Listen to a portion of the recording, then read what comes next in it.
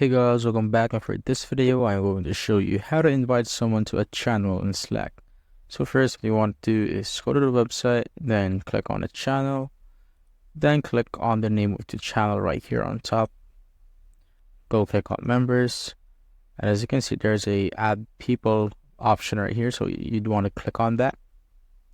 Then it says here that add all 3 members of the workspace or add specific people. If you only want to add specific people, just need to click on this, then type in their name, like their name,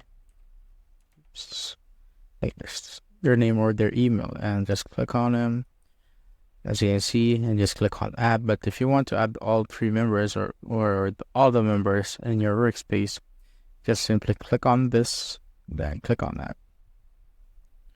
And as you can see, when I check it, all members are here. That's it guys. If you have found this video helpful, simply leave a like below or subscribe because it helps reach more people. See you on the next one.